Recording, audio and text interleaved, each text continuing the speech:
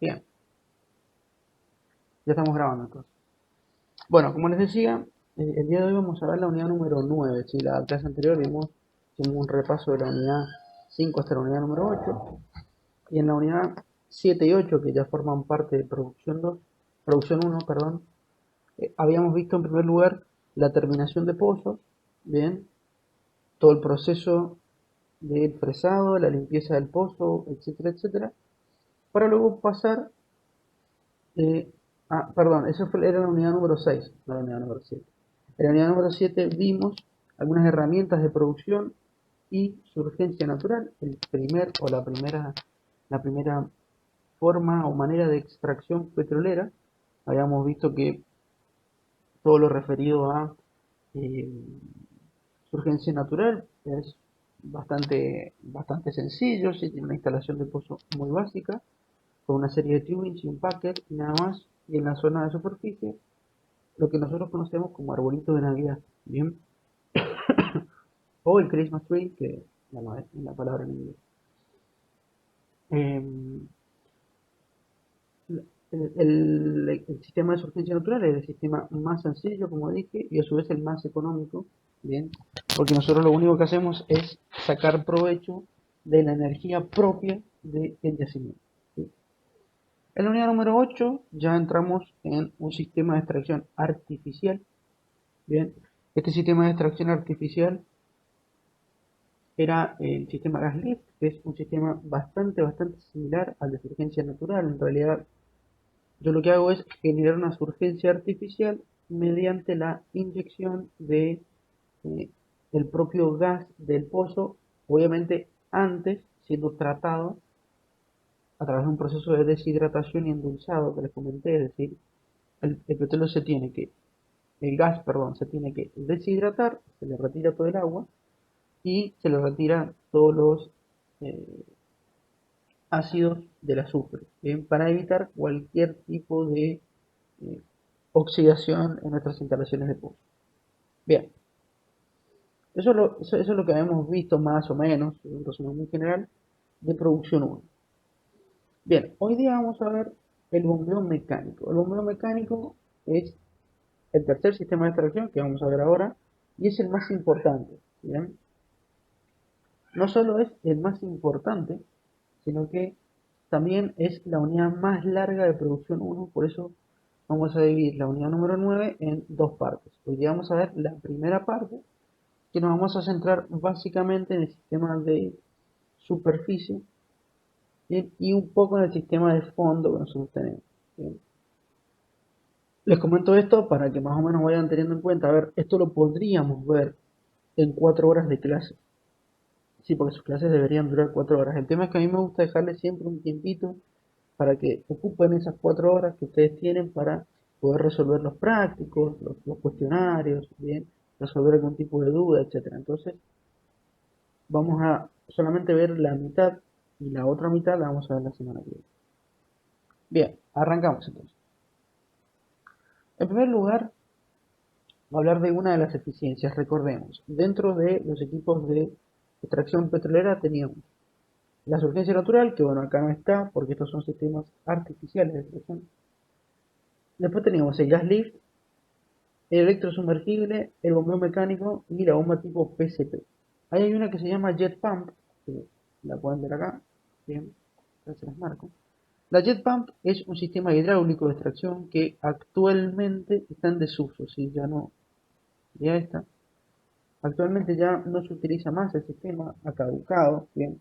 Esto significa que su eficiencia era relativamente baja comparado con eh, todo el mecanismo de extracción que posee, ¿sí? Todo el dinero invertido para poder ponerla en producción. Como no era muy rentable, el sistema ha dejado de ser usado. El sistema Jet Pump es uno de los primeros que se utilizó para el tema de la producción de petróleo, pero después fue reemplazado por esto. Fijémonos entonces que el gas lift y el jet pump poseen básicamente eficiencias máximas similares del 30%. Bien, eso quiere decir que el sistema no es muy eficiente. ¿Cuál es la ventaja del gas lift? Es económico y me ayuda a utilizar esta energía propia del reservorio a través de la inyección de gas. Entonces, es un sistema que aún sigue en uso. Aún así, el sistema más eficiente es el sistema PCP, seguido por el bombeo mecánico. ¿Bien? El sistema PCP realmente es el sistema que mejor puede extraer hidrocarburos. A ver, cuando hablamos de eficiencia, estamos hablando de que me entrega bastante hidrocarburo para un mismo consumo de energía. ¿Bien? Para una energía que yo le doy, toda esa energía, todo ese gasto, el 70% es producción. Entonces, está bien. El bombeo mecánico es el 60%. Es decir, el bombeo mecánico es un sistema menos eficiente y necesito gastar más energía para tener la misma tasa de producción.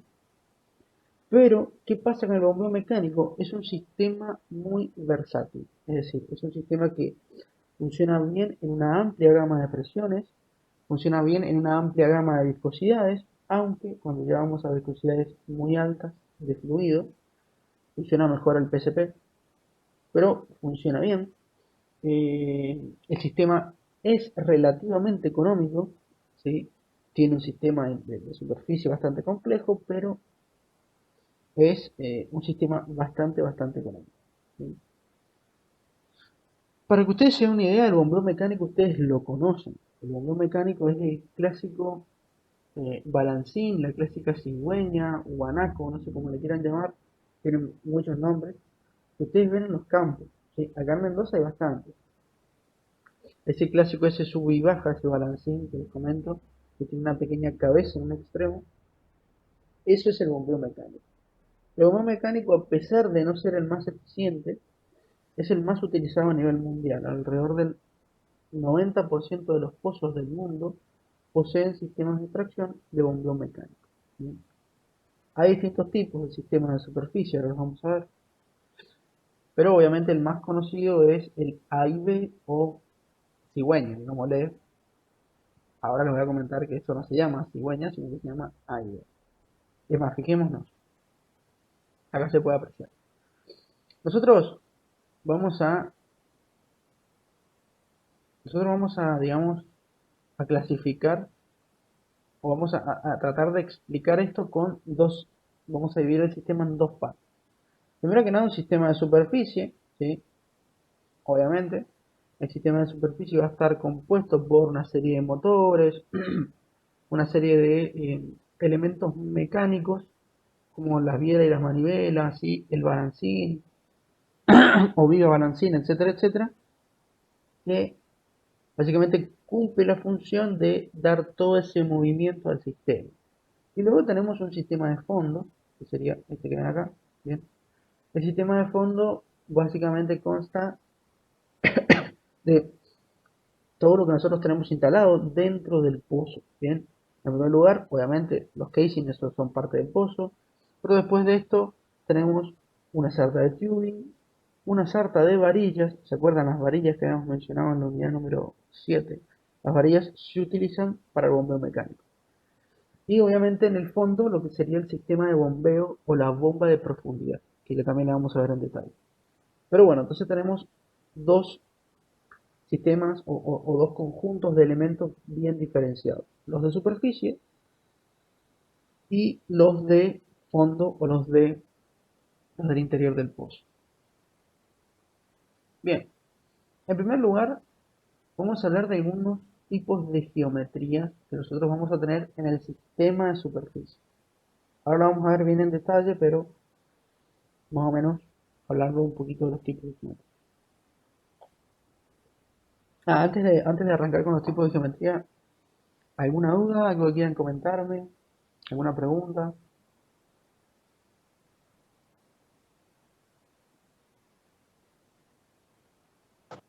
No, profe. Bien, bien. Bien, entonces, vamos a hablar ahora de los tipos de geometría. ¿Sí? En primer lugar, vamos a hablar un poquito de qué sería la carga y qué sería la fuerza que nosotros estamos viendo acá. ¿Sí? En primer lugar, la carga sería todo lo que el sistema tiene que levantar o todo lo que el sistema tiene que sostener, el sistema de superficie.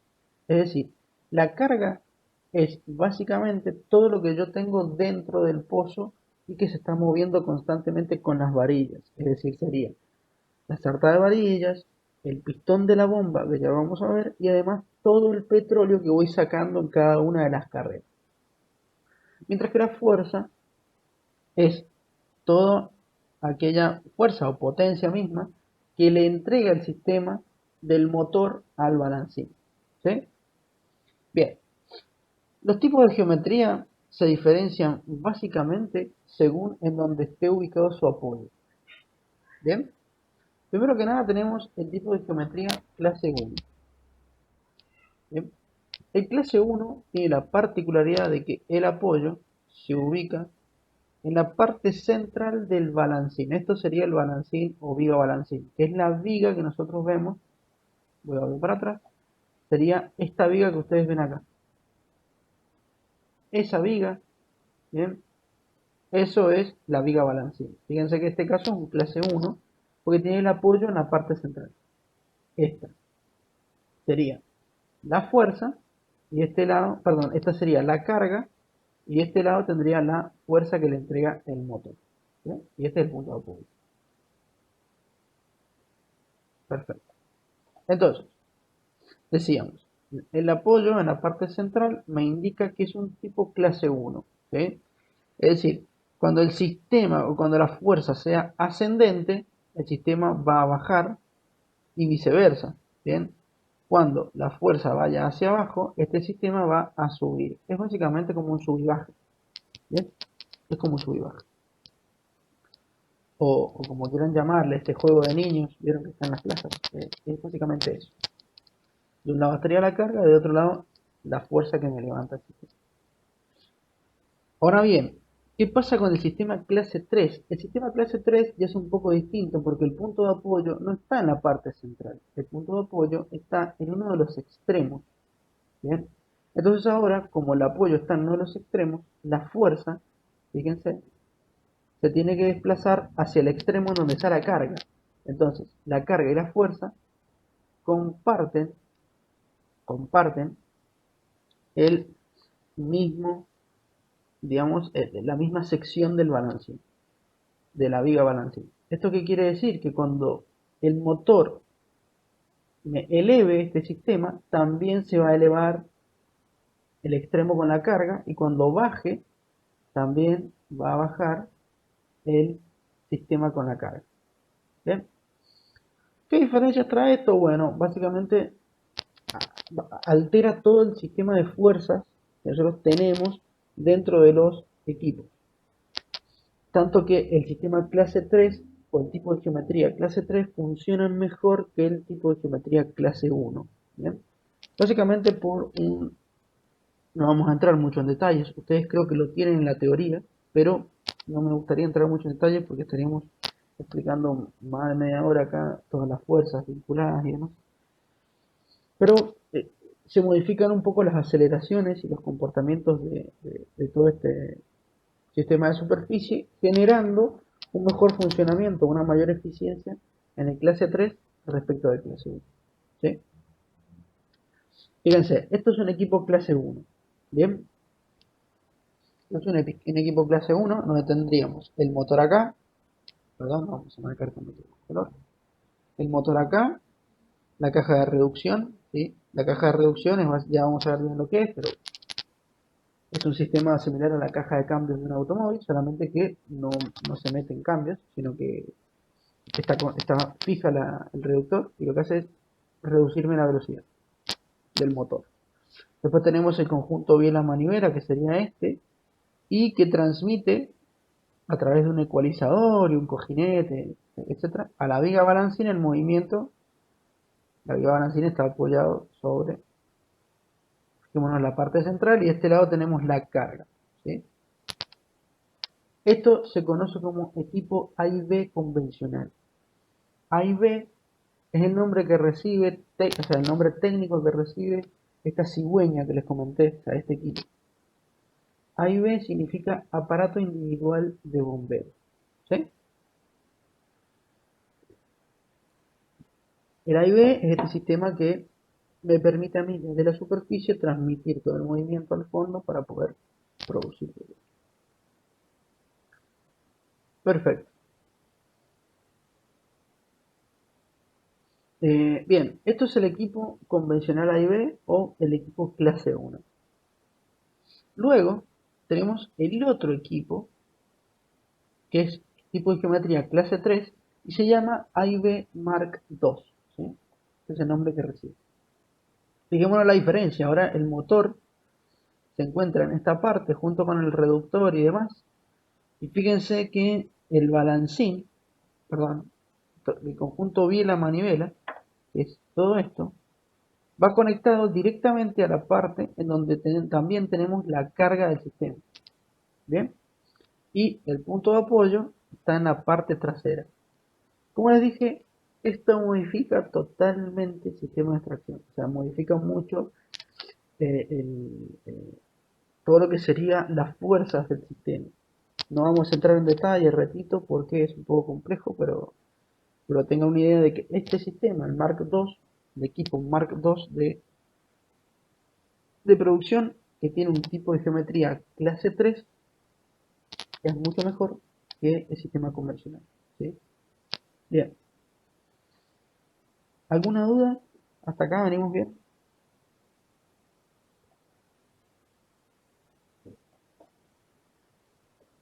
Sí, profe, hasta acá todo entendido. Bien, buenísimo. Yo, profe, por el momento está todo bien. Buenísimo, buenísimo. ¿Se está escuchando bien? Sí, perfecto, profe. Buenísimo. Bien, seguimos. Y ahora aparece un equipo que ya no es A y B. ¿Sí? Fijémonos, los anteriores eran los A y B. Nos damos cuenta que es un A y B porque tiene un balancín que sube y baja. ¿Bien? Esto ya no es A y B. Es un sistema de bombeo mecánico, pero el equipo de superficie es totalmente distinto. Como dije, no es un A y B, sino que ahora recibe el nombre de sistema o equipo Rotaflex. ¿Qué es un equipo Rotaflex? Y es un equipo un poco distinto a lo que hemos estado viendo, pero el principio de funcionamiento es más o menos el mismo. Primero que nada, dentro de este armazón que ustedes pueden ver acá, encontramos este sistema. Es un conjunto de dos ruedas dentadas, ¿bien? O dos poleas dentadas, como quieran llamarlo, ¿sí? Y abajo un motor con su caja reductora. Va a hacer girar a la rueda dentada inferior o motora y a través de una cadena va a transmitir el movimiento hacia la rueda superior. Imagínense una cadena de bicicleta con sus dos ruedas dentadas. Es lo mismo. ¿Cuál es la diferencia? Que bueno, en uno de los eslabones de la cadena va a ir fijo un elemento que se llama carro inversor. ¿Bien? Este carro inversor me va a permitir a mí levantar y luego bajar, fijémonos, este, ahora marco, pero un minuto, está. Este elemento que es el carro inversor está fijo al eslabón de la cadena. Entonces, cuando el eslabón de la cadena sigue este camino, el carro inversor se mueve de acá a acá y luego de acá para acá y así sucesivamente, va de un lado para el otro. Esto hace que me permita subir y bajar todo esto que serían los contrapesos. ¿Sí? Si lo vemos de acá, fijémonos cómo sería en la imagen del centro. El contrapeso que sería este, cuando baje me va a subir el vástago con toda la carga y demás. Y cuando pase al revés, cuando el contrapeso suba, me va a bajar el vástago. Funciona de manera muy similar a una IV convencional, a una geometría tipo 2, tipo 1, perdón. ¿Cuál es la diferencia? Que bueno, acá no tenemos muchos elementos mecánicos vinculados, entonces la eficiencia es mucho mayor, pierde menos energía este sistema. ¿Sí? Ustedes recuerden que mientras más elementos mecánicos, mientras más ejes, mientras más vigas que se muevan, etcétera, etcétera, más correas, cadenas, repito, etcétera, etcétera, mayor pérdida de energía vamos a tener. ¿Por qué? Porque cada elemento mecánico, cuando se vincula con otro elemento mecánico, no tiene una vinculación del 100% perfecto, ¿entiendes? Entonces, la energía se pierde. Entonces, lamentablemente es así siempre. Los equipos mecánicos no son 100% ideales. Entonces, mientras mayores equipos mecánicos tengamos vinculados, mientras mayores elementos mecánicos, mayor pérdida de energía. Este sistema tiene la menor cantidad posible de elementos mecánicos, entonces pierde menos energía. Además de que al ser un equipo tan alto como, o sea, el A y B más o menos llegaría hasta acá, imagínense. Así que la carrera del A y B sería eso. La carrera me refiero a cuando el A y B sube y baja. ¿Bien? Llegaría más o menos hasta la mitad de este equipo. Lo que provoca que el equipo Rotaflex tenga una carrera más larga. Al tener una carrera más larga, puedo instalar bombas más grandes abajo, lo que me permite producir más. Este equipo produce más que un equipo A y B convencional o que un equipo A y B Mark II. ¿Okay? Así que el equipo Rotaflex es como el equipo estrella dentro de los sistemas de bombeo mecánico. ¿Bien? No es el más utilizado, no es el más usado porque bueno, tiene algunos costos ahí vinculados que son bastante altos, entonces no es el equipo más usado, pero sí, digamos, es un equipo que está avanzando en el campo de los bombeos mecánicos, es muy muy eficiente y me ayuda a producir más, es buenísimo. Además de que consume menos energía porque el motor es mucho más chico, etcétera, etcétera, etcétera. Es un sistema muy muy bueno realmente.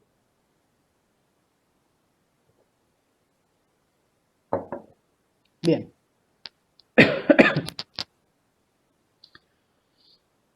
una vez hablado de los distintos sistemas de superficie, vamos a hablar un poquito del funcionamiento del equipo de superficie en sí. Bien, nos vamos a centrar específicamente en el sistema A y B, en el aparato individual de bombeo, porque es el sistema que más van a encontrar en campo. Si bien el equipo Rotaflex existe, los más utilizados son el A y B, ya sea convencional o Mark II, pero es el más utilizado. Por lo general se utiliza más el Mark II porque, bueno, presenta una mejora en el funcionamiento, pero se pueden utilizar cualquiera de los dos. ¿Sí? Eh, Les repito, el equipo de superficie, todo lo que sería este equipo que les he comentado, es el sistema o es el conjunto de elementos que a mí me brinda la potencia necesaria para poder producir. ¿Sí? Yo voy a tener un motor y este motor me va a transmitir el movimiento hacia el fondo mediante el sistema de superficie. Entonces, el aparato individual de bombeo, el AIB, es muy importante en el equipo de bombeo mecánico. Si yo no tengo el AIB, mi equipo no bombea, mi equipo no puede producir, ¿entiendes? Así que es sumamente importante, digamos que eh, más o menos analizar un poco el funcionamiento. Bien, vamos a ir desmenuzando, vamos a ir agarrando cada conjunto, ¿bien?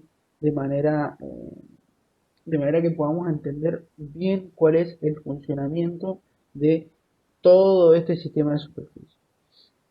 Vamos a tener un motor, vamos a tener unas correas, el eje rápido, el reductor, el eje lento, ahí me he confundido, ¿sí? Para me he confundido dos veces, pues más adelante la vuelvo a poner la imagen y está mal. El eje rápido y eje lento, acá, este sería el eje lento. ¿Sí?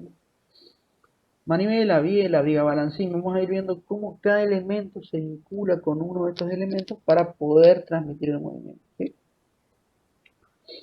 Vamos a arrancar en primer lugar con el motor del equipo. El motor del equipo es un motor, a ver, como cualquier motor que ustedes conozcan. Es un elemento que ya sea de manera eléctrica o mediante la combustión genera un movimiento de tipo rotacional, es decir, un movimiento que da vuelta, un movimiento que gire.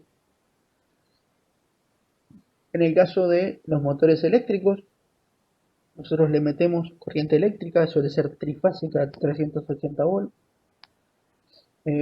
Esto genera dentro de los motores no vamos a entrar mucho en detalle, pero genera unos campos eléctricos y campos magnéticos que hacen que el sistema gire. ¿Bien? Mientras que el motor de combustión funciona igual que el motor del auto, ¿sí? Nosotros inyectamos combustible, este combustible explota dentro de un conjunto de lo que sería cilindro-pistón. El pistón transmite el movimiento a un cigüeñal y el cigüeñal me transmite un movimiento de rotación. ¿Sí? Así de simple.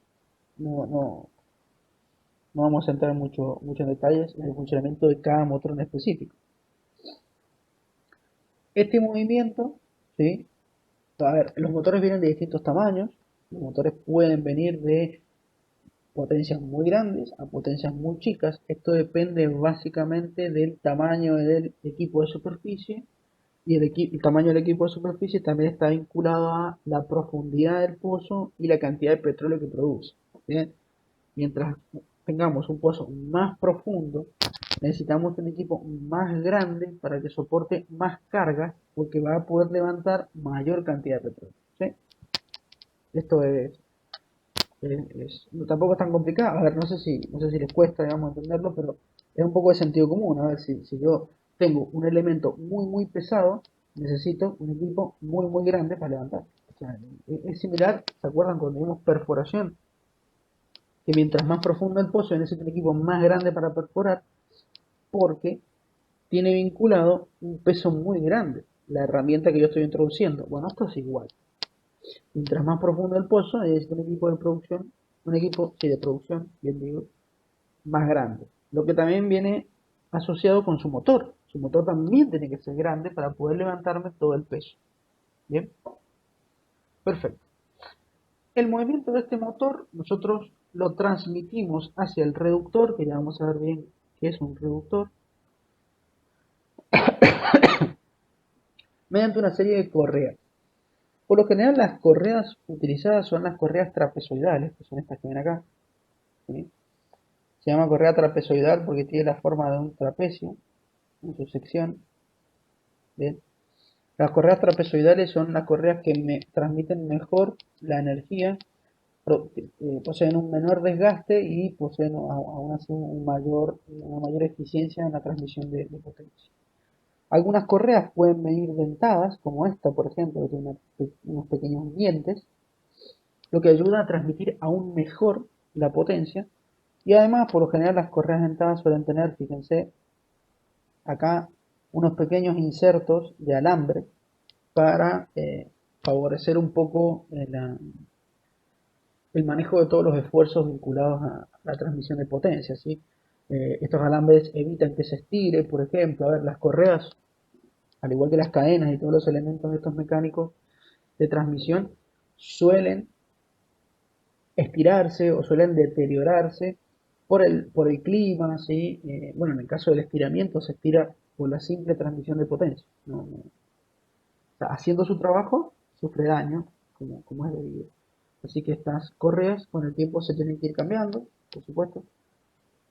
Pero para evitar, digamos, que las correas se deterioren, más que nada por el clima, se suele colocar un cubre correas. ¿Bien? Vieron que algunas bicicletas suelen traer un cubre cadena en la parte superior. Bueno, el cubre correa es similar. Es un elemento metálico que aísla un poco la correa de las lluvias, del sol extremo, ¿bien? Y de todas las condiciones de campo. Recordemos que las correas están hechas de las correas están hechas de caucho, entonces el caucho suele tener mucho deterioro cuando es expuesto a alta humedad, ¿bien? O cuando es expuesto a mucha sequía, ¿no? Cuando le da el sol muy de golpe, muy fuerte, esto suele producir, digamos, bastantes problemas dentro de lo que sería el caucho. Se suele resquebrajear, bueno, pierde todas sus propiedades. Bien, hasta allá vamos bien. Sí, profe, hasta ahora todo bien. Buenísimo, buenísimo. Seguimos entonces. Bueno, entonces, como dije, nosotros a través de esta correa transmitimos desde el motor la potencia a una caja reductora o también conocido como reductor del equipo. Bien. ¿Qué es una caja reductora? Simple. Una caja de velocidades de un auto, una caja de cambios, como es conocida, digamos, normalmente. Una caja de velocidades es básicamente un elemento que está compuesto por una serie de engranajes. ¿Bien? Una serie de engranajes, nosotros vamos a tener el ingreso de un eje rápido que se llama. ¿Bien? Este eje rápido es el que viene directo desde el motor. A ver, nosotros tenemos, voy a hacer un esquema, digamos, visto desde arriba, a ver si más o menos me puedo explicar bien. Un esquema visto desde arriba, entonces yo tengo el motor con su eje. ¿Sí? Pero no vamos a hacer más. Tengo el motor con su eje. ¿Sí? Y en su eje tengo la polea. Después tengo el reductor con dos ejes. Eje rápido y eje lento. El eje rápido se comunica a través de una polea y la correa a, digamos, la caja reductora. ¿Sí? Tenemos el motor, se comunica a la caja reductora a través de esta correa. Ingresa por el eje lento, por el eje rápido, perdón, y nosotros vamos a tener un eje lento que va a ser la salida, y ahí vamos a tener otros elementos conectados que ya se los voy a explicar bien. Pero básicamente es eso. En el caso de un auto pasa lo mismo, solamente que yo no tengo una correa, directamente el motor va acoplado a lo que sería la caja reductora o caja de cambio, como quieran llamar. ¿Sí? ¿Cuál es la diferencia entre un reductor de un automóvil y este? El reductor del automóvil tiene distintas posiciones, y estas posiciones las logro a través de la palanca de cambio. Mientras que el equipo del A y B, no. El equipo del A y B simplemente, digamos, eh, tiene una reducción de velocidades y ya está, no tiene palanca de cambio. ¿Bien? Como dije, a ver, ¿cómo funciona esto? Les voy a explicar más o menos cómo funciona una palanca de cambio de un automóvil. Nosotros tenemos una serie de engranajes acoplados y estos engranajes, al tener distintos tamaños, me permiten reducir o aumentar la transmisión de la velocidad propia que trae el motor. Yo la puedo ir cambiando desde la primera hasta la quinta o sexta, no sé, según qué vehículos tengan ustedes, pero por lo general es hasta la quinta, ¿bien? Hasta la quinta velocidad. ¿Qué permite esto? Bueno, eh, yo agarro, por ejemplo, en la primera velocidad del automóvil, tengo una mejor transmisión de potencia respecto de la velocidad. Es decir, el sistema no está apto para transmitir altas velocidades, pero sí altas potencias. Bien, es por eso que cuando nosotros arrancamos el vehículo y tenemos que ponerlo en marcha y salir andando, tenemos que sí o sí sacarlo en primera. Bien, puede que en segunda, sí.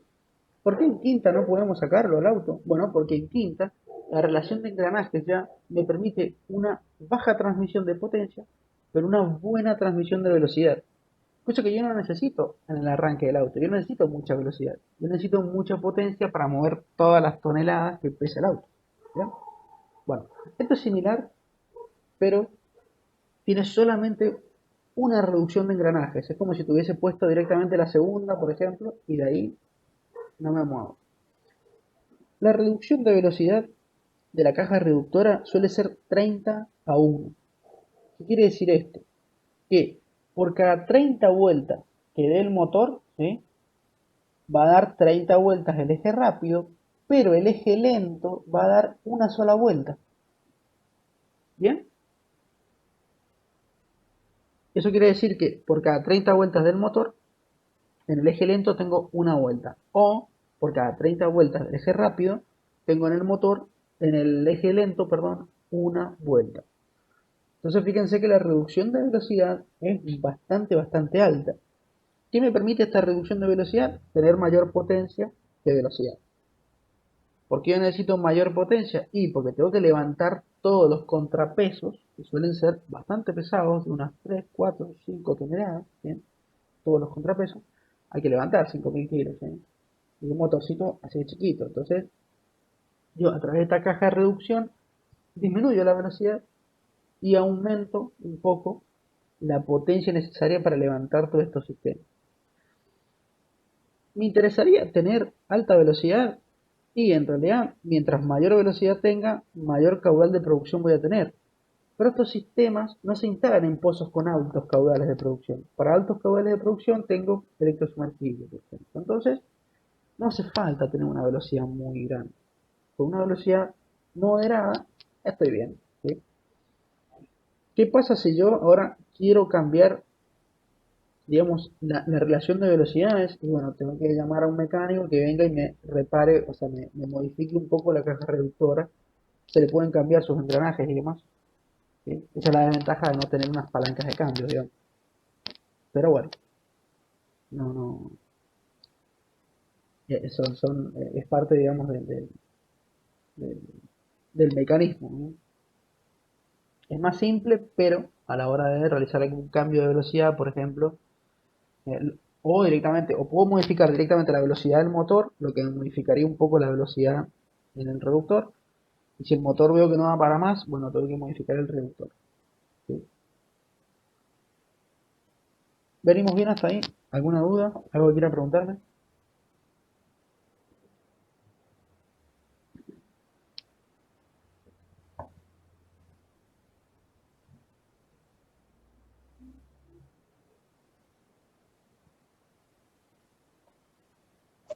Yo estoy bien, profe, no sé los compañeros. Buenísimo. ¿Cuántos hay hoy día? Siete. Siete ustedes, uno yo, ocho. Hay más, ¿eh? Hay más que la última clase. Bueno, bien. Eh, bueno, si llegan a tener alguna duda de esto, me preguntan, sí. No, disculpen que me estallara un poco en el tema de la caja del vehículo, la caja de cambio de un vehículo, pero es, me resulta algo interesante y de paso es una buena manera de explicarles cómo se reduce el tema de la velocidad. Bien, ahora vamos a hablar un poquito del conjunto biela-manivela o manivela-biela, como quieran llamar. Bien, esto que ustedes ven acá, permítanme agrandarlo, esto que ustedes ven acá es el conjunto manivela-biela. Esto que tiene estas cosas naranjas, ¿las ven? Es la manivela. Y las cosas naranjas son los contrapesos, esos famosos que les estaba comentando hace rato. Y esto, este pequeño vástago que está unido acá, es la biela. Bien, ¿qué es un conjunto biela-manivela? Muy simple. Volvemos otra vez al vehículo o al automóvil a combustión. ¿Sí? ¿Vieron la parte de los pistones y cilindros del auto? ¿Bien? Vieron que la parte inferior del pistón está conectado al cigüeñal. Bien, fíjense que eso que nosotros tenemos del pistón, ese brazo del pistón, es la biela, mientras que el cigüeñal es la manivela. ¿Bien? ¿Qué función cumple la biela manivela? Muy simple. La manivela rota. ¿Sí? La manivela, que sería esta de los contrapesos que les mencioné. La manivela, que sería esta, ¿sí? Esta barra. La manivela gira. Por lo general, gira en sentido horario, si no me equivoco. ¿Bien? Esto está girando. Entonces, la biela va conectada directamente al eje lento del reductor. Repasemos. El motor se conectaba con la correa al eje rápido del reductor. Del reductor salía un eje lento y al eje lento va conectado directamente la manivela. Entonces la manivela va a tener la velocidad que le transmite el reductor. ¿Sí? Va a girar lentamente, pero fíjense que la biela no gira. ¿Sí? Bueno, esto va girando en este sentido. Pero la biela no gira. La biela lo único que hace es subir y bajar. ¿Bien? O sea, es un palo que hace este movimiento, ¿sí? No sé si se está viendo mi brazo, yo lo hago como si se viera, pero hace este movimiento. Entonces no gira. ¿Bien? La parte de arriba se eleva y baja, mientras que la parte de abajo va siguiendo el movimiento de la manivela. Nada más. ¿Para qué hago esto? Simple. Yo en el motor, en el reductor, tanto el eje rápido como el eje lento, tengo un movimiento de rotación, ¿sí? Pero yo no necesito, perdón, vamos a hacer en rojo porque no se ve. Tengo un movimiento de rotación, ¿sí? Yo no necesito un movimiento de rotación. yo necesito un movimiento de sube y baja, ¿sí? Un movimiento que se llama alternante, movimiento alternante longitudinal. ¿Bien? Movimiento alternante. Entonces, ¿cómo hago para pasar de un movimiento de rotación a un movimiento alternante? Fácil, con el conjunto biela-manivela. La manivela gira, ¿sí? Mientras que la biela, que está fija a la manivela y al balancín, lo único que hace es subir. Bien, seguimos entonces. Como les estaba comentando justo cuando se cortó, ¿sí? Hemos agrandado un poco esta imagen. Y les estaba comentando que, digamos, la manivela gira, ¿sí? Mientras que la biela es la que va, o la que toma un movimiento tipo alternante. ¿Sí? Entonces, este conjunto es muy importante porque es el que me permite a mí convertir el movimiento de rotación en un movimiento alternante. ¿Sí? Yo no podría producir con un movimiento de rotación si mi sistema, digamos, no podría producir con un sistema, con un movimiento de rotación solamente porque este tipo de bomba no rota, este tipo de bomba sube y baja, es una bomba de desplazamiento positivo que se llama. La PCP, ya lo vamos a ver más adelante, pero la PCP, al igual que la bomba electrosumergible, son bombas rotacionales, así que no tengo necesidad de convertir el movimiento del motor. En este caso sí, porque repito, la bomba sube y baja, ¿sí? No da vueltas. Entonces, sí o sí tengo que convertir este movimiento de tipo rotacional en un movimiento de tipo alternante. ¿Bien? ¿Eso se entendió más o menos? Justo se cortó en la mitad, disculpen, pero bueno.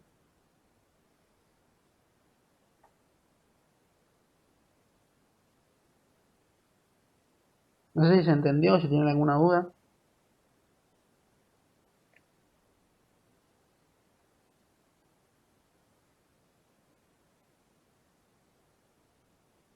Sí, profe, perfecto. Buenísimo, buenísimo. Perfecto, profe. Seguimos entonces. Bueno, acá yo no he entrado mucho en detalles, pero acá la biela se conecta a la viga mediante un caño ecualizador que se llama, etcétera, etcétera. Bien, pero no es muy importante. ¿Sí? Y realmente por encima tenemos la viga. ¿Sí? La viga que en este caso es un equipo convencional, así que el punto de apoyo está en la parte central del equipo. ¿Bien? Y la viga, digamos, pivota sobre ese punto medio. ¿Sí? Bien, entonces, siguiendo un poco, ahora vamos a ver cómo funciona esta viga balancín, la cabeza de mula y el estrobo. Ya les voy a explicar bien qué es cada cosa. Como dije entonces, la viga balancín es esta viga que nosotros tenemos acá, la única viga que posee el sistema, esta es la viga balancín, que en este caso tiene su punto de apoyo o el pivot en la parte central. Lo podría tener en la parte de atrás, no hay problema, pero sería otro equipo, sería un Mark II. Entonces, cuando la manivela sube, ¿sí? Perdón, cuando la biela sube, le transmite este movimiento a la viga balancín que está apoyada en el centro, ¿sí? En el extremo de la viga balancín, nosotros tenemos colocado lo que se conoce como cabeza de mula. La cabeza de mula es un elemento que básicamente ayuda a suavizar el cable con el que se está produciendo. Se produce con un pequeño cable, que es el estrobo, que me sostiene a todas las herramientas que están por debajo. Si uno tuviese la cabeza de mula, el estrobo estaría colgando y en cada uno de los puntos adquiriría un ángulo distinto y sería medio complicado. Entonces, para que el estrobo no sufra y tenga una curvatura, está la cabeza de mula, que si se fijan, pero acá es un dibujito, pero es derecha por acá y esto tiene una pequeña curvatura. Esa es la cabeza de mula, ¿no?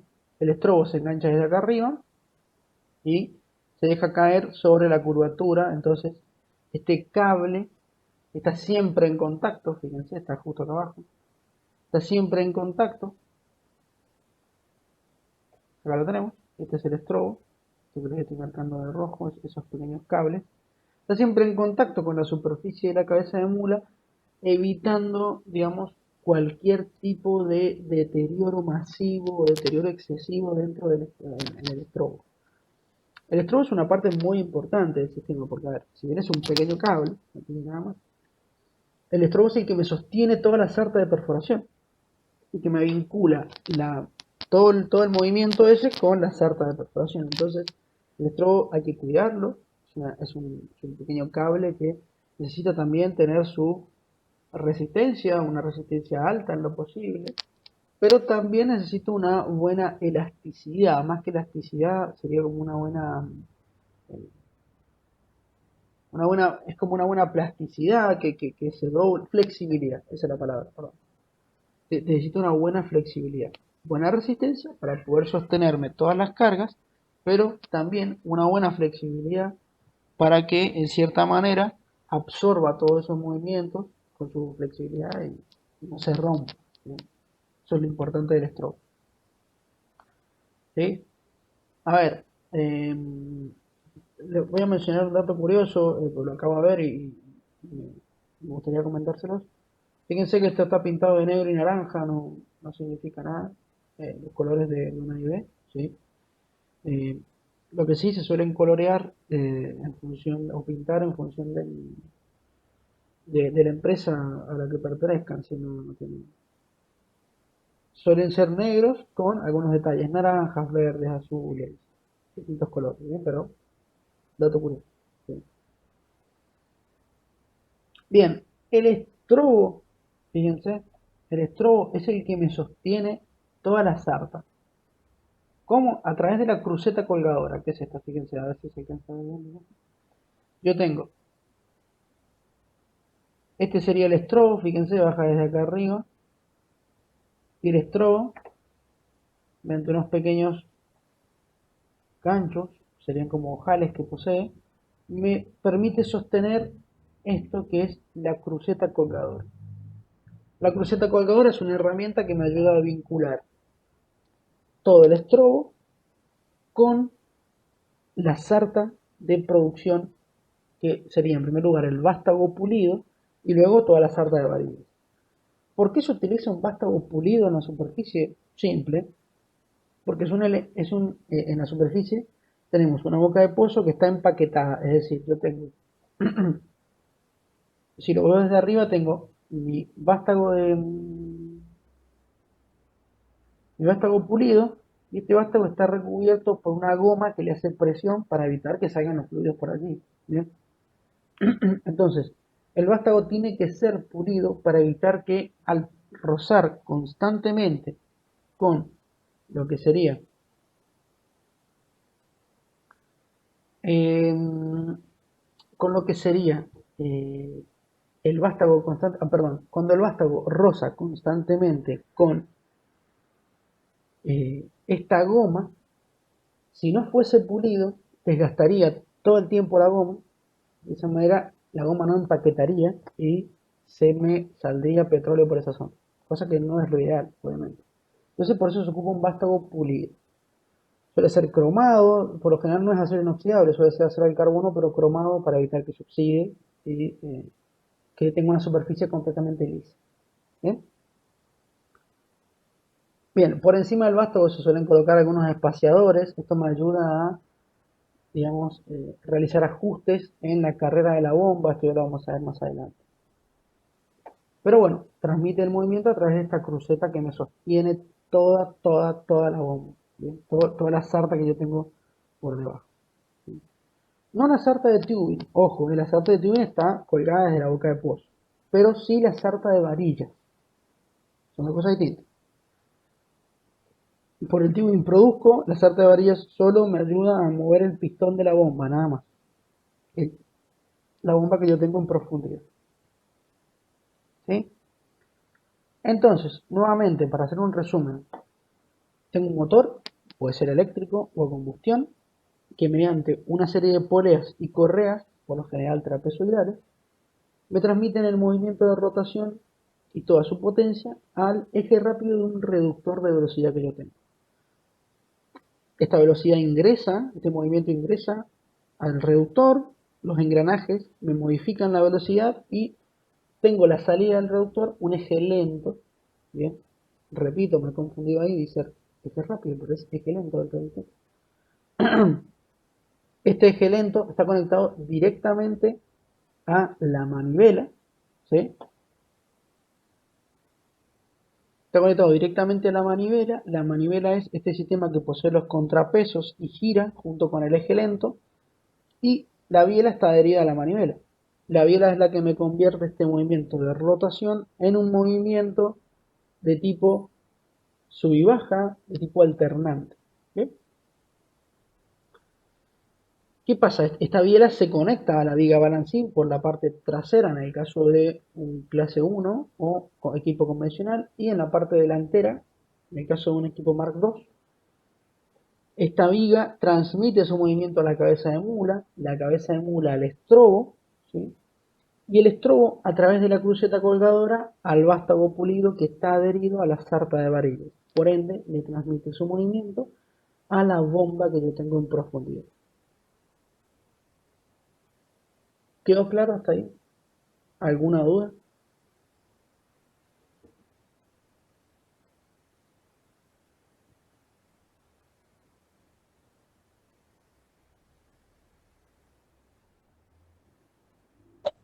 No, profe. Buenísimo, buenísimo. Les recuerdo que si tienen alguna duda me pueden preguntar, ¿eh? Ahora es el momento, ¿sí? No sé si más o menos quedó claro el tema de cómo se transmiten las potencias y demás.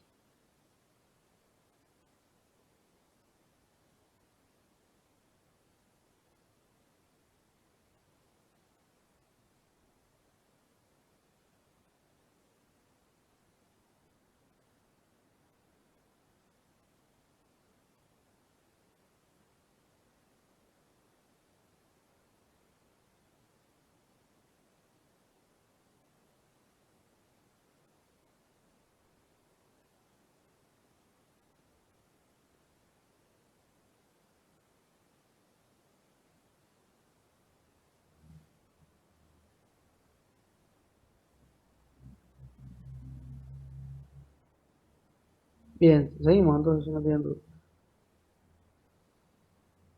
Esperen que estoy viendo porque hay algunas personas que no pueden conectarse. Entonces estoy tratando de ver si lo puedo solucionar.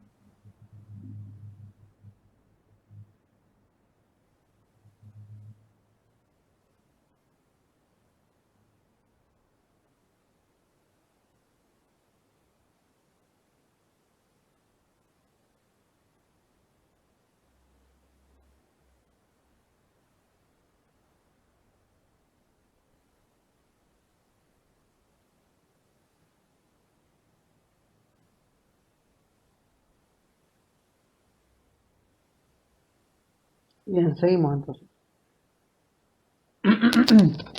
Bien, ahora vamos a hablar de algunas consideraciones a tener en cuenta dentro del equipo de superficie. Seguimos hablando del equipo de superficie.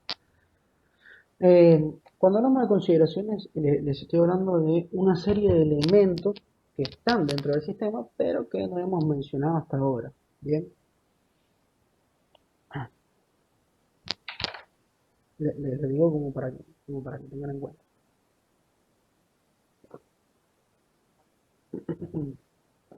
Bien, primero que nada, algunas consideraciones de frenado.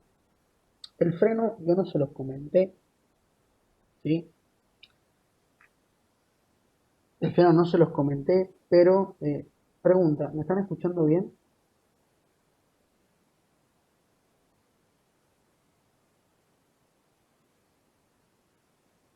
Yo sí, profe.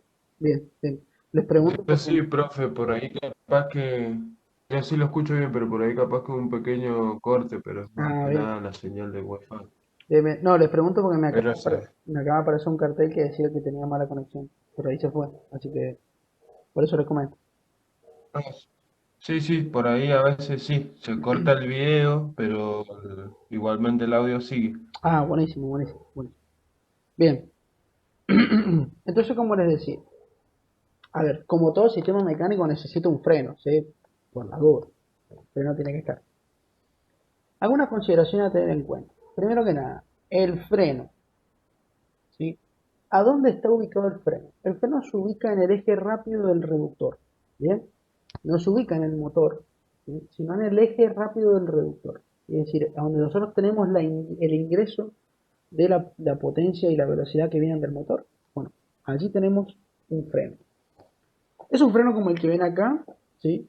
Es un freno de banda que se llama, ¿sí? De banda de fricción o cinta de fricción, que funciona de la siguiente manera. Ahora les voy a más o menos comentar cómo funciona. Nosotros tenemos, obviamente, este disco que va a ir girando. Vamos, siguiente color. Tenemos este disco que va a ir girando junto con el eje, ¿bien?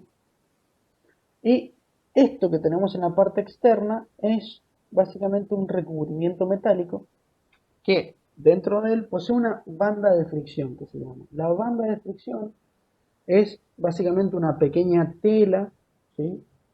Que si, a ver, uno la ve y parece caucho, pero no es caucho, ¿bien? Que tiene la función de que cuando se activa la palanca del freno, fíjense, la palanca está vinculada a este sistema, este resorte se comprime haciendo que la banda sujete a digamos, esta banda, esta cubierta metálica sujete a la rueda que va girando y al hacer fricción termina frenando. ¿Bien? Es un sistema medio anticuado de frenado, si mucho no... A ver, estos sistemas se siguen utilizando, pero es un poco anticuado. ¿Sí? Lo último en frenos, obviamente, es el freno a disco, que viene con los autos, es el mejor sistema de frenado, pero eh, todavía se sigue utilizando en los bombeos mecánicos este sistema de freno, ¿sí? En realidad es el que viene, digamos, de fábrica en los equipos. ¿Qué consideraciones debo tener en cuenta a la hora del frenado? Bien, primero que nada, el freno no se activa cuando el sistema está funcionando, ¿sí?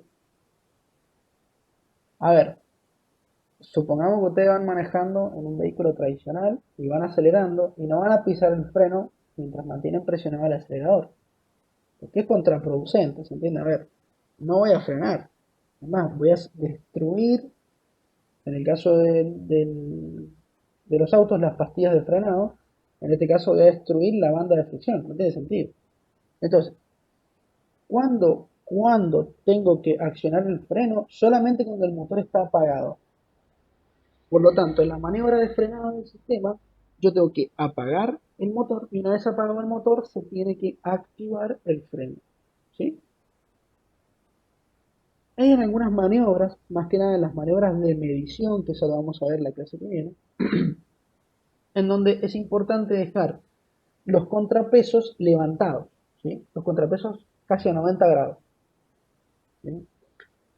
Esta tarea es muy probable que la hagan ustedes, si llegan a entrar en una empresa de producción, ya van a ver que con el tiempo van a adquirir una cierta práctica, una cierta maña en la maniobra y van a mantener a 90 grados todos los contrapesos. Yo he visto gente que trabaja en el campo que ya sabe cuándo frenar justamente para que a 90 grados el sistema.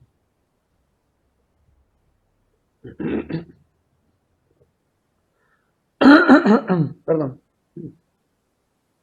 Como dije, solamente cuando el motor está apagado. Bien,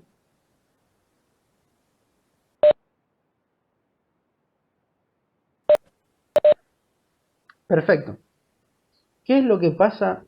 Fíjense lo que dice acá. El operario nunca debe colocarse debajo de los contrapesos durante la maniobra de frenado.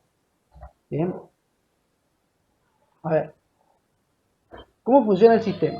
Yo lo que hago es tirar hacia atrás el freno tiene un cable, ¿sí? Ese cable activa este sistema que les estoy mencionando y, bueno, queda frenado el sistema. La palanca, a su vez, tiene una pequeña traba. ¿Por qué? Porque si yo suelto la palanca, se va hacia adelante y el sistema se le quita el frenado. Entonces, se tira hacia atrás y tiene una palanca con unos pequeños dientes que se clavan, ¿sí? Para que se me vea, a ver si lo puedo dibujar. Nosotros tenemos la palanca y acá tenemos una rueda con dientes, ¿sí? Y a su vez la palanca tiene una pequeña traba que al ir pasando por los dientes va quedando enganchada, ¿sí? Entonces cuando la palanca quiera volver, esta traba junto con los dientes no me lo permite, ¿bien? Así de simple es, tampoco tiene mucha ciencia. Esta palanca que les he remarcado acá, digamos, esa pequeña trabita que trae la palanca, y una vez que quiero volver el sistema, digamos, quiero hacer que el sistema arranque de vuelta y tengo que sacar el freno, la puedo levantar con la mano y se traba en la parte superior y ahí vuelve el freno hacia la posición original. ¿Bien? ¿Por qué está esta trabita? Para evitar que el freno se suelte y los contrapesos, que por lo general, les repito, se mantienen a 90 grados hacia arriba, caigan. ¿Por qué quiero evitar que el contrapeso caiga? Bueno, porque pesa unas bastantes toneladas, unas cuantas, 3, 4 toneladas, ¿sí? Es bastante, 4 toneladas, son 4.000 kilos, ¿sí? Y aún así es importante que el operario que esté realizando la maniobra o los que estén realizando las mediciones en la boca del pozo, etcétera, etcétera, no estén debajo de los contrapesos cuando se frena el sistema, ¿sí? Miren, hace una semana nos informaron, nosotros estoy en un grupo con un montón de ingenieros de petróleo, y bueno, hubo una noticia de una persona que, si no me equivoco, acá en Mendoza, se colocó debajo de los contrapesos, ¿sí? El contrapeso se desprendió y mató a la persona, ¿bien? Porque le cayeron 1.000 kilos encima, ¿se entiende? Entonces, es peligroso, bastante, bastante peligroso. Bien, entonces, por eso les comento que nunca deben colocarse debajo de los contrapesos, ¿sí? Bien, entonces, repito, el operario nunca debe colocarse debajo de los contrapesos, ¿sí? ¿Por qué? Vuelvo a explicar, se pueden soltar y realmente los pueden matar. Entonces, es un problema a tener en cuenta. Pero fíjense, el sistema de freno está sostenido por una pequeña palanquita con unos dientes. Si bien es seguro, tampoco es lo más seguro del mundo, ¿sí? Entonces hay que tener mucho cuidado. Mucho cuidado. Bien, ¿se entendió?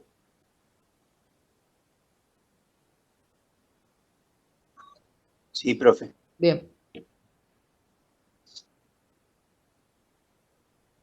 Les comento nuevamente, ¿sí? Tengan en cuenta que, digamos, el equipo de frenado solamente tiene que activarse cuando el motor está apagado.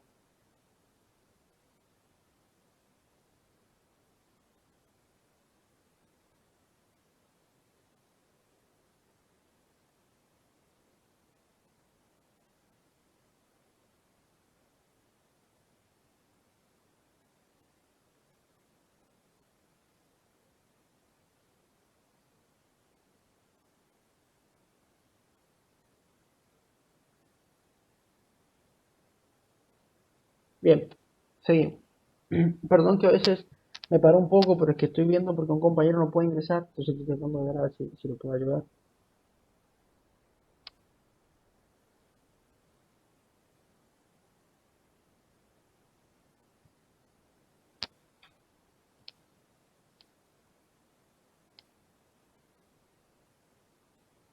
Bien, vamos a hablar un poco, ahora un poco del reductor de velocidad, ¿sí? Es importante que el reductor, a ver, yo no puedo colocar un reductor de forma aleatoria, ¿sí? Es importante que el reductor soporte, a ver, el reductor va a ser colocado en función básicamente de las velocidades, tanto mínimas como máximas que soporta cada tipo de sistema. AIB convencional o Mark II y Rotaflex, ¿sí? En función de qué está esto, básicamente de los golpes por minuto. ¿Qué es un golpe por minuto? Es decir, cuando la bomba baja y sube, es un golpe. ¿Bien? Eso se llama golpe. ¿Vieron el pistón de un automóvil que baja y sube? Eso se llama golpe. Ese golpe, tengo que ver cuántos golpes por minuto, ¿sí? Cuántos golpes por minuto soporta cada sistema. En el caso del AIB convencional y Mark II, soportan 4 golpes por minuto como mínimo y de 8 a 12 golpes por minuto como máximo, dependiendo si el sistema es nuevo o es viejo. Bien, en función de estos golpes por minuto y conociendo la velocidad del motor, yo puedo calcular más o menos cuál va a ser la reducción de mi reductor. ¿Qué reductor necesito? Entonces mando a pedir un reductor X para el equipo de superficie. ¿Sí? ¿Qué pasa con el Rotaflex? El Rotaflex tiene una velocidad mínima de 0,5 golpes por minuto y una velocidad máxima de producción de 4,5 golpes por minuto. Fijémonos que el Rotaflex es un sistema que posee rangos de velocidades de funcionamiento mucho menores que el sistema de AIB tanto convencional como Mark II. ¿Esto a qué se debe? Básicamente se debe a que el sistema es bastante alto, ¿sí? Bastante grande. Entonces, necesita, digamos, no hace falta que tenga carreras muy grandes, velocidades de producción muy grandes, porque su volumen de producción ya es grande. Entonces, con velocidades bajas de producción puede alcanzar los mismos niveles de producción que un AIB que tiene que moverse más rápido para poder alcanzar el Rotaflex. Bien. No sé si quedó claro o no esto de las velocidades. Básicamente es un dato que quería comentarles respecto a las velocidades mínimas y máximas del sistema.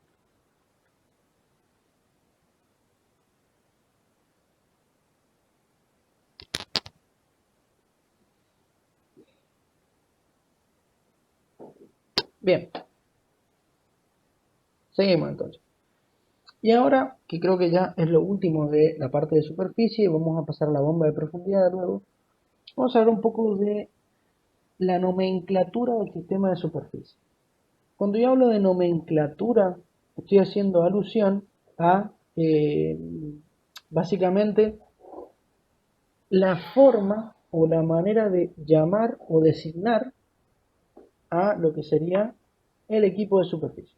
Bien, a ver, como mi nombre es Lucas, el equipo de superficie tiene un nombre específico. Esos nombres es un conjunto de letras y números bastante grandes, pero cada uno de los elementos, cada una de las letras o cada uno de los números significa algo. ¿Bien? Entonces yo solamente leyendo el nombre del equipo de superficie puedo determinar cómo está compuesto el equipo, ¿bien? Qué capacidades tiene, cuál es su carrera, etcétera, etcétera. Ahora vamos a ver.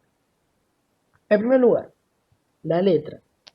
¿Qué me simboliza la letra? El tipo de equipo que yo tengo, ¿sí? La C viene del equipo convencional, es decir, AIB convencional. La M de Mark II, la N de neumático, que no hemos visto ningún equipo neumático, pero para que se den una idea, es similar. A ver, vamos a ver si puedo ir hacia la parte donde hay un Mark II, acá. Es similar a un Mark II, el neumático es muy similar al Mark II, pero en vez de tener el sistema de contrapesos y demás, tiene un pistón neumático acá que me levanta y me baja el sistema. Nada más, ¿sí? No tiene grandes complicaciones. Funciona igual que un Mark II. Funciona igual. Al menos a la hora de desarrollar toda la parte del análisis de fuerzas y demás, es igual a un Mark II. ¿Sí? Pero bueno, es neumático. Cambia un poquito ahí el sistema. Pero es muy similar. Y por último el Rotaflex, ¿bien? Ahora sí, a ver, si yo llego a un equipo, creo que no hace falta ver el nombre o la letra para poder identificar qué tipo de equipo es, porque a ver, el Rotaflex es muy distinto a los demás. El neumático tiene un pistón gigante y el Mark II tiene su punto de apoyo en la parte de atrás, mientras que el convencional en la parte central. Así que uno mirando el equipo ya se da cuenta qué equipo es. Pero bueno, en el nombre viene también la letra. Luego, los siguientes números, los primeros números que aparecen, que sería el 640 en este caso, ¿sí? Sería este que tenemos acá, perdón, sería este de acá, 640, me da la capacidad del reductor expresado en miles de libras por pulgada, ¿bien? Es decir, en PSI, famoso PSI que me ayuda a determinar la presión. Bueno, en este caso, ahora el PSI no solamente es para presión, también sirve para los esfuerzos, ¿sí? Porque el esfuerzo siempre es digamos, una medida similar a la de la presión. Entonces, en PSI, por pulgada cuadrada, ¿bien? Me faltó el cuadrado ahí, pero es por pulgada cuadrada. Entonces, fíjense, está expuesto, está dado en miles de libras por pulgada cuadrada, es decir, en miles de PSI. Por lo tanto, si yo tengo 640, lo tengo que multiplicar por 1000 y me da la capacidad del reductor. En este caso es 640.000 PSI de capacidad del reductor. Entonces, este equipo puede soportar esfuerzos de 680.000 PSI. No, no puede. ¿Por qué? Porque su capacidad del reductor me limita a 640.000 PSI, nada más, ¿sí? Si yo lo expongo a capacidades mayores, tiene un problema. Se me puede llegar a romper. Ahora bien, si yo lo hago trabajar a capacidades menores, no hay problema, ¿sí? No hay ningún tipo de problema. Siempre y cuando esté en los rangos. El segundo número, ¿sí? Que sería en este caso 320, me da la capacidad estructural del equipo expresada en cientos de libras. Es decir, básicamente me dice cuántas libras puede soportar mi equipo estructuralmente. Es decir, cuánto me soportan los caños. Ahora ya no estamos hablando de esfuerzos, sino que estamos hablando de peso. ¿Cuánto peso soporta? En este caso, 320 lo multiplicamos por 100 porque está pesado en cientos de libras y me da 32.000 libras. Eso quiere decir que mi equipo no puede soportar más de 32.000 libras colgadas, ¿sí? Por ende, toda la bomba, más la sarta de perforación, más el petróleo que estoy produciendo, no puede pesar más de 32.000 libras. Si pesa más, el equipo se rompe, no funciona, ¿sí? Y por último, 168, que me da una idea, un estimado de la carrera máxima del equipo en pulgadas. Es decir, fíjense, yo tengo, recordemos, vamos a volver a una imagen para atrás, a ver si puedo ver el equipo. No, voy a tener que volver muy atrás. Acá, y vamos a volver a este. ¿Qué es la carrera? Bueno, la carrera básicamente es la distancia que existe entre el punto muerto superior y el punto muerto inferior de la carrera. Es decir, el equipo subiría hasta acá y después bajaría hasta acá. Esta distancia que hay entre el punto muerto inferior, que es el que está abajo, y el punto muerto superior, que es el que está arriba, porque se llama punto muerto, porque es donde el equipo para y tiene que bajar, en el caso del superior. El inferior para y tiene que volver a subir, ya no da más. ¿Entiendes? Esto, toda esta distancia que les he marcado acá, todo esto, es la que viene expresada en el equipo, digamos, en el nombre del equipo. La capacidad máxima, perdón, la carrera máxima de este equipo es de 168 pulgadas. ¿Bien? Acá, fíjense, recuerden, nosotros tenemos PSI, libras, pulgadas. A ver, estamos hablando de medidas internacionales, perdón, medidas del sistema americano de medidas, del sistema estadounidense de medidas, o sistema inglés también. Eh, este es el sistema de medidas que utiliza por lo general el petróleo porque la mayoría de los equipos son fabricados en países de habla inglesa, entonces ellos utilizan el sistema inglés de medición. Son las medidas medias extrañas, pero bueno. En este caso, 168 pulgadas es lo máximo que me soporta el equipo en su carrera, tanto subida como bajada. ¿Sí? La distancia entre el punto muerto superior y el punto muerto inferior máximo es de 168 pulgadas. Fíjense, les repito, dice máximo, no quiere decir que en el equipo siempre voy a ocupar los 168, puedo ocupar menos de esa carrera, no hay problema. El tema es que no voy a poder ocupar más, ¿sí? Porque el equipo no da para más. ¿Hasta acá se entendió? ¿Alguna duda? ¿Algo que quieran consultarme?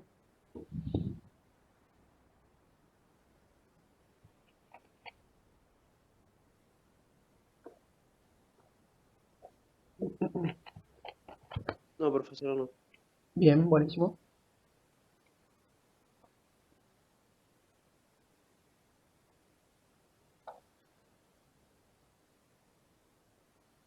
Bien, entonces ahora, una vez visto el equipo de superficie, las distintas geometrías que posee, cómo funciona, etcétera, etcétera, vamos a hablar un poco del sistema de profundidad. Si bien el sistema de superficie eh, es muy importante para el funcionamiento de nuestro bombeo mecánico, nuestro sistema de bombeo mecánico, no es el elemento que me ayuda, no es el elemento que me produce. El que me produce es la bomba de profundidad. ¿Bien? La bomba de profundidad, ahora vamos a ver bien lo que es, pero como para que tengan una idea, funciona igual que un conjunto de cilindro y pistón. Les recuerdo, ¿sí? El cilindro sería lo que nosotros conocemos como el barril de la bomba, mientras que el pistón es el que está unido a la sarta de varillas y que en su efecto me ayuda a producir. Bien.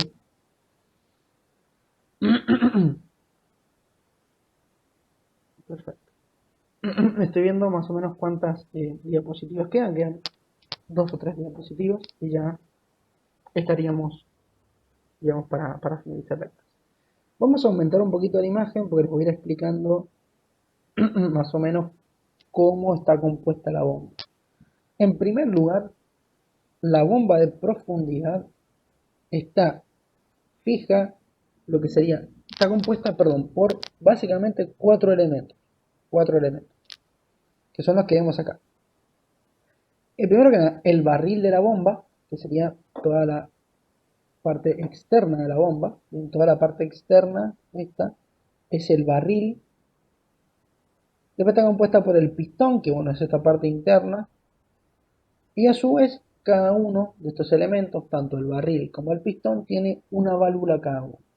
La válvula viajera, que pertenece al pistón, y la válvula de pie, que pertenece al barril de la bomba.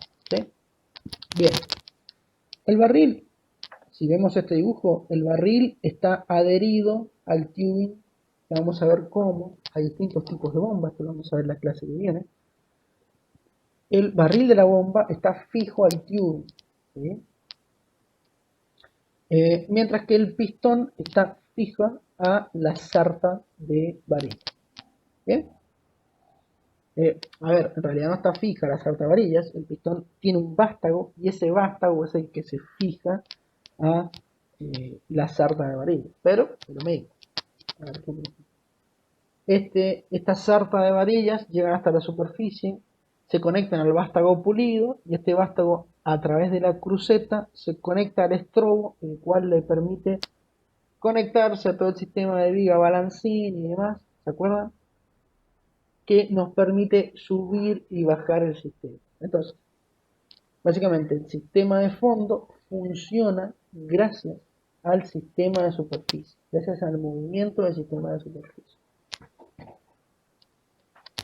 Bien, perfecto. Buenísimo.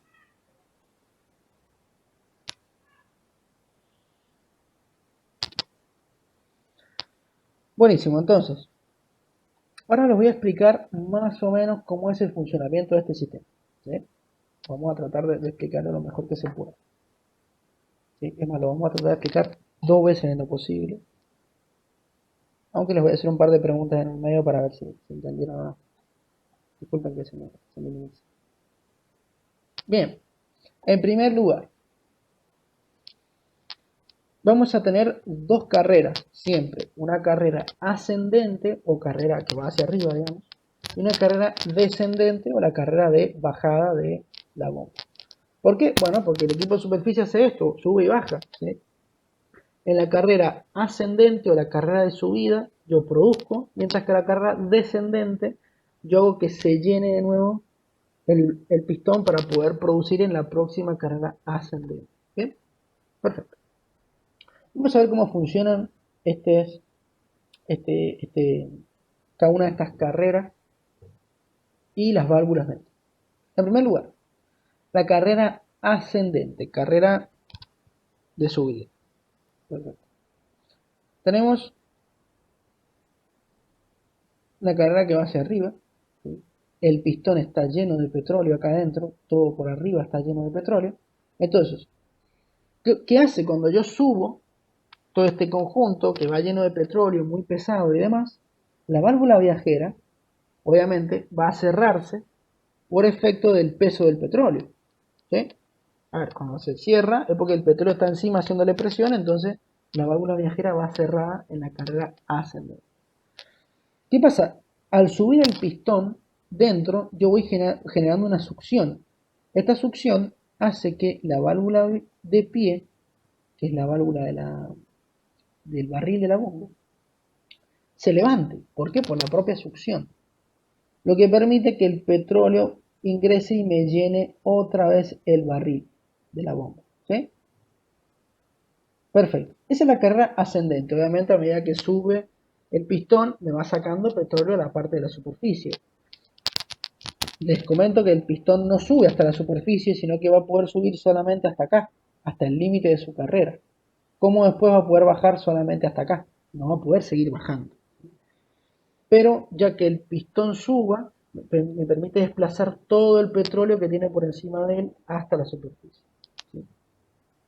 Eso es la carrera ascendente. Ahora, ¿qué pasa durante la carrera descendente? Carrera que va hacia abajo. Ahora, como el pistón está descendiendo, genera presión en la parte del barril. Entonces, perdón, repito, como estamos en la carrera descendente. Como el pistón va bajando, me genera una presión acá que logra que la válvula de pie se cierre, ¿sí? Entonces ya no ingresa más petróleo al barril. Pero, como yo estoy haciendo presión hacia abajo, el fluido que está dentro del barril ahora ingresa al interior del pistón y me desplaza la válvula viajera, es decir, me la abro a la válvula viajera, lo que permite que se llene nuevamente el pistón. Cuando el pistón llegue a la parte inferior, sube nuevamente y se repite la carrera ascendente que les había explicado hace ratito. Cuando llega al punto muerto superior, baja y se repite nuevamente lo que sería la carrera descendente. ¿Sí? Es así de simple como funciona el sistema de bombeo mecánico. No tiene nada de más, no tiene nada adicional. ¿Sí? Es así. Es un sistema simple de funcionamiento. ¿Qué problema puede llegar a tener? ¿Qué problema puede digamos, tener todo esto que les estoy comentando? Fíjense que ya tiene muchas partes móviles. Es decir, tiene dos válvulas que se abren y se cierran constantemente, un pistón que no se queda quieto, que sube y baja todo el tiempo. Entonces, todos estos elementos, todas estas válvulas y demás, por lo general suelen traer aparejado una serie de problemas. ¿Bien? Entonces, estos problemas son a veces medio preocupantes porque se me pueden llegar digamos, a tapar si tengo muchas arenas, si tengo muchos otros elementos, es un problema, ¿sí? Es un gran problema. Pero, aún así, es un sistema muy utilizado. Pregunta, ¿se entendió lo que les acabo de comentar? ¿Sí? ¿Tienen alguna duda? ¿Algo que quieran comentarme? Ojo que la duda puede ser de Yo por otra el, cosa, ¿eh? Sí, pregunta. yo por el momento todo tranquilo, profe, no me ha quedado todo claro y Bien, bien. bastante, bastante simple. Bien, bien, buenísimo. Sí, esto es más que nada mecánico. Sí, ya la clase que viene se va a poner un poquito más. No los quiero asustar, no se me asusten, pero ya la clase que viene se pone un poquito más, un poquito más pesado. No tan pesado, pero sí, porque ya vamos a hablar un poco de algunos ensayos y demás, con algunos gráficos, entonces ya se pone un poco más técnico, pero es entendible, ¿eh? Es entendible.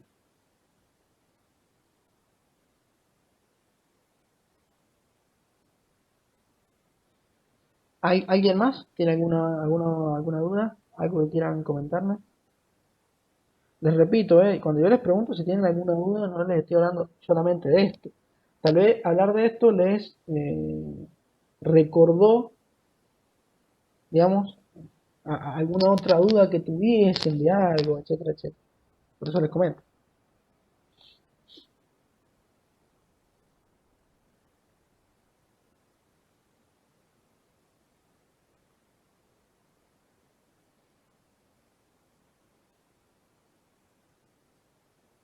Bien, seguimos entonces. Bueno, ahora vamos a hablar un poquito de la nomenclatura de la bomba de profundidad. Recuerdan que hace rato vimos un poquito cómo se nombraba el equipo de superficie. Bueno, el equipo de profundidad también tiene un nombre específico para cada elemento que posee, ¿sí?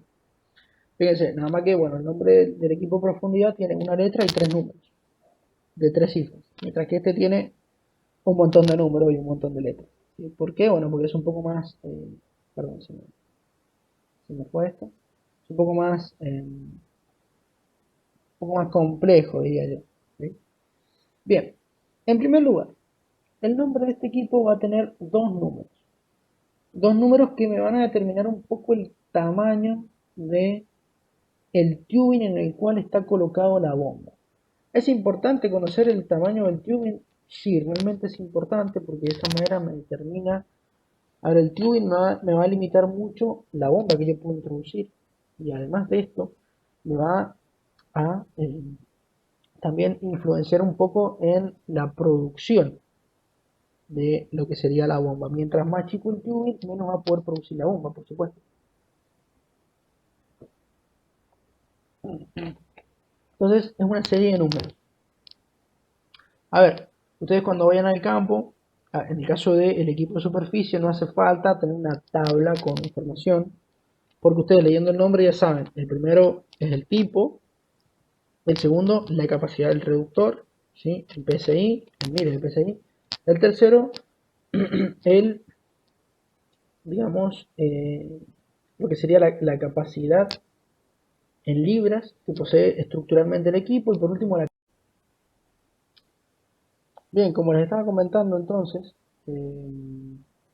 ahí sí, ahí anduvo.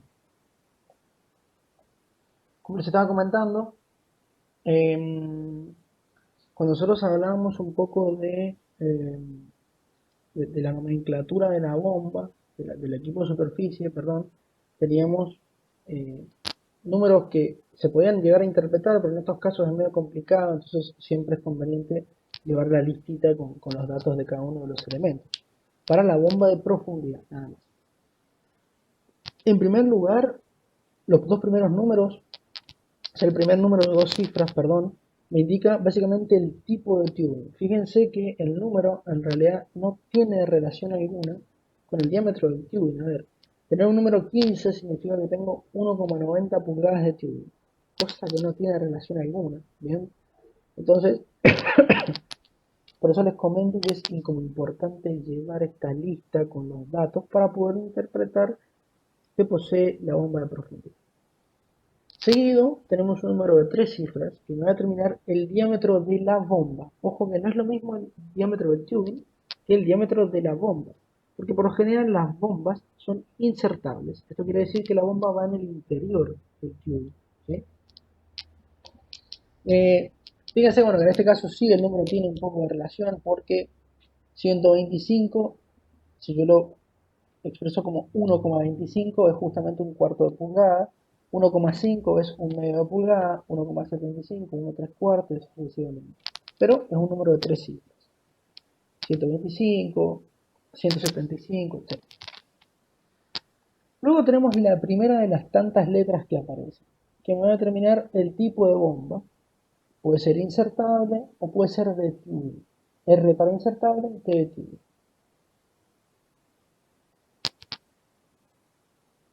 ¿Me están escuchando? Sí, profe, el audio perfecto. ¿Sí? Les pregunto porque hay un compañero que me está diciendo que no está escuchando nada. Yo sí, profe, yo lo escucho. Bien.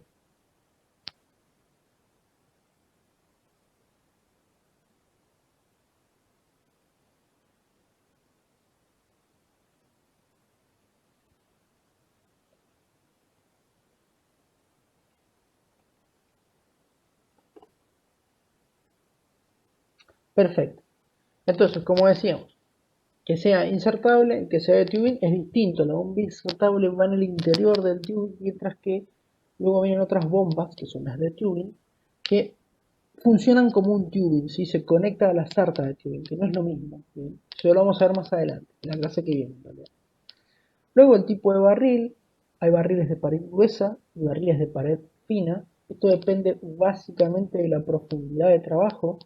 Mientras más profundo, siempre es conveniente tener paredes más gruesas. También importa un poco los porcentajes de gas que tengo y en definitiva las presiones a las cuales trabajo. Mientras mayor sea la presión de trabajo, mayor necesita ser la pared del barril, ¿sí? Solamente para poder soportar estas presiones. Luego la ubicación del anclaje, esto es exclusivamente para las paredes, para las bombas insertables. Pueden ir ancladas en la parte superior, en la parte inferior, o pueden tener anclaje mixto, digamos, superior e inferior, etcétera, etcétera.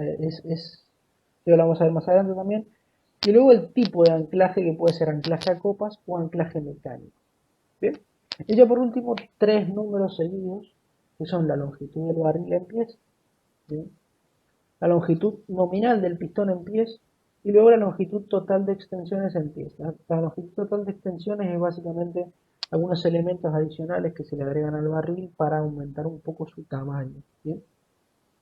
Entonces fíjense que para poder nombrar una bomba de profundidad es un poco complejo. A ver, si tenemos por ejemplo una bomba, no sé, 20, 125, RWAC,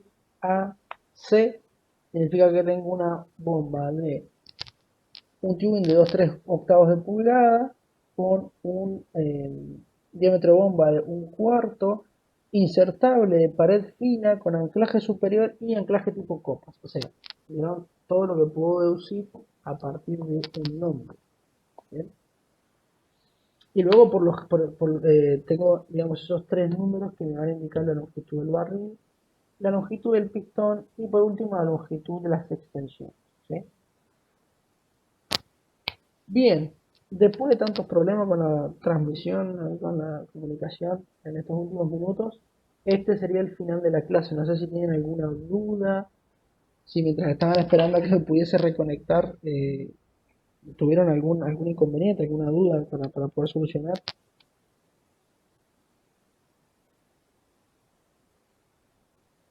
Profe, a mí hoy día la charla me quedó bastante claro. Bien, buenísimo.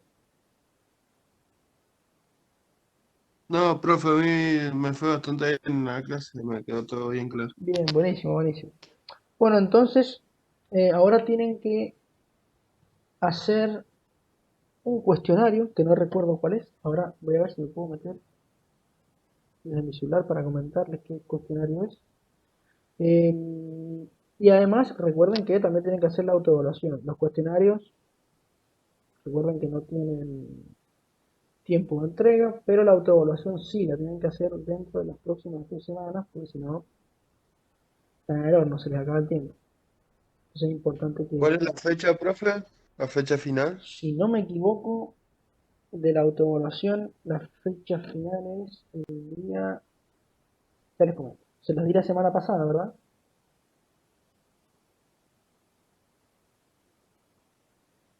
Sí. El día 23 me parece que le he puesto como fecha límite.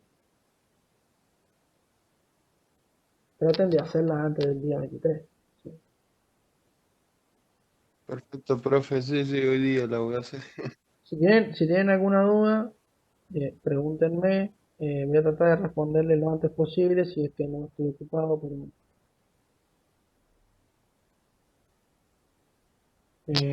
no les aseguro nada, digamos, con respecto a las respuestas ni la velocidad de respuesta, pero si tienen alguna duda, pregúntenme sin ningún tipo de problema. Lo que sí recuerden que una vez que ingresen van a tener 60 minutos para poder hacerla, así que traten de hacerla lo más rápido posible. Bien, y para el caso de los cuestionarios, solamente tienen que hacer el cuestionario 11, ¿sí? Que básicamente habla de las A y B, ahí les van a poner un par de imágenes para que ustedes digan cómo se llama cada uno de los equipos y esas cosas. Solamente el cuestionario 11, ¿sí? Voy a decir acá, cuestionario 11.